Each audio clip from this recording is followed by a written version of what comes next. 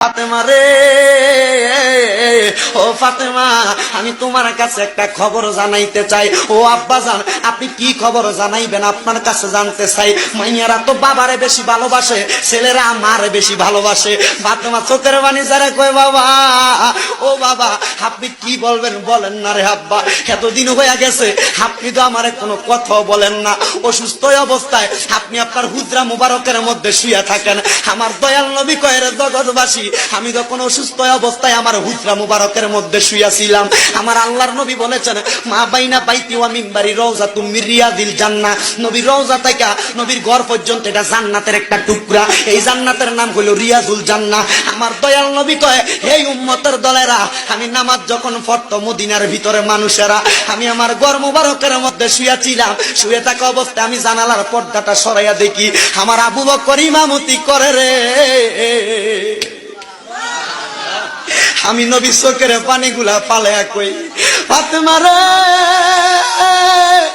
আমি নবী তো এই ইসলামটার লাগা কষ্ট করছিলাম, দেখছুনি নামাজের সময় হইয়া গেছে রে। আমার মুসল্লিরা আমি নবীর অপেক্ষা না কইরা সময় চলে যায়, তারা নামাজ পড়তাছে। আমার দয়াল নবী আল্লাহর দরবারে হাত তুলা কয়, মাবুদ রে, ও দয়াল আল্লাহ, কিয়ামতের আগ পর্যন্ত আমার উম্মতেরা যদি এমন ভাবে নামাজ পড়ে রে, আমার উম্মত রে, তুমি আল্লাহ জান্নাত ছাড়া জাহান্নাম দিও না। আমার গভীর মনোযোগ দিবেন। তাহলে আমার নবীকে আমার আল্লাহ যে ইন্তেকাল করাইছেন, মানে স্থানান্তর করছেন, আমার নবী নবীর উম্মতদেরকে শিক্ষা দেওয়ার জন্য কি করছেন একটু বুঝবেন। বাজান আমার দয়াল নবী মিলাদুন নবীর আলোচনার ধারাবাহিকতায় আলেমগণ হুজুরগণ অত্যন্ত সুন্দর আলোচনা করেছেন বাজানো।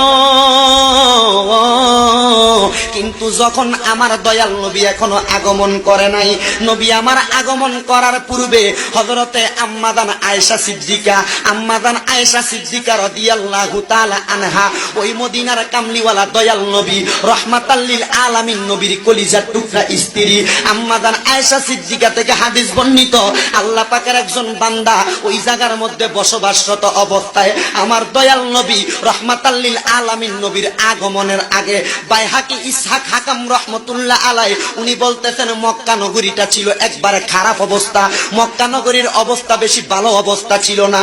আমার দয়াল নবী আগমন করার পূর্বে ওই মক্কা নগরী মানে নবীদের বাড়ি মুবারক, তার সামনে নবীর হুজরা মুবারক, ঘর মুবারকের সামনে একটা ইহুদি বসবাস করত। ওই ইহুদিরা ওই জায়গায় থাইকা ব্যবসা বাণিজ্য করত, কাজকর্ম করত এবং তার মাল সামানগুলা মক্কা নগরীর মধ্যে বিক্রি করত।